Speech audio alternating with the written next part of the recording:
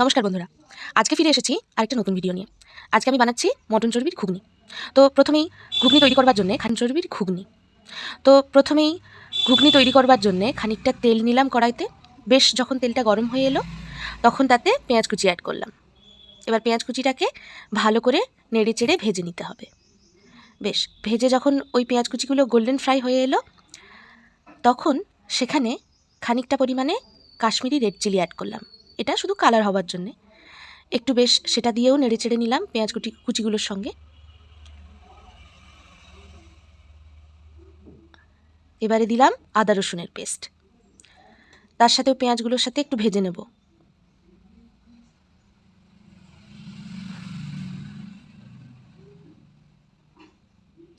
ভালো করে নেড়ে চেড়ে নেব যাতে না তলাটা ধরে যায়, লক্ষ্য রাখতে হবে। বেশ ভালো করে নেড়ে চেড়ে নিয়ে এবারে অ্যাড করব কিছু নর্মাল ডেলি ইউজের মশলা। হলুদ গুঁড়ো। এখানে একটা কথা বলে নিই, আমাদের উড়িষ্যার দিকে একটা স্পেশাল মশলা পাওয়া যায়, ওটা আপনি যে কোনো দোকানে গেলেই বললেই দিয়ে দেবে। তো সেই মশলাটা একটু দিয়ে দিলাম। এটা ম্যান্ডেটরি নয়, এটা যদি আপনাদের কাছে না থাকে তো সেটা আপনি নাই দিতে পারেন, এতে স্বাদের বিশেষ পরিবর্তন কিছু হয় না। এবারে দিয়ে নেব তেজপাতা। এবারে আবার কষিয়ে নেব একটু। এখানে লক্ষ্য রাখতে হবে যাতে তলাটা না লেগে যায়, লেগে গেলে কিন্তু টেস্ট বদলে যাবে। এবার পরিমাণ মতো একটু জল দিয়ে নেব।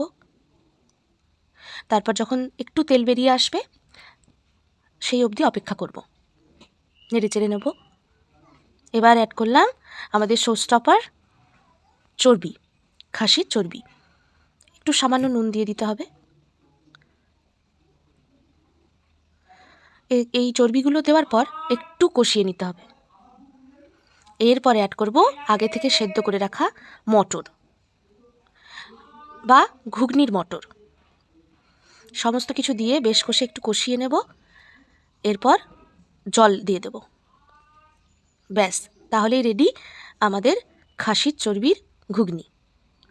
ট্রাই করে দেখুন বাড়িতে, অবশ্যই ভালো লাগবে।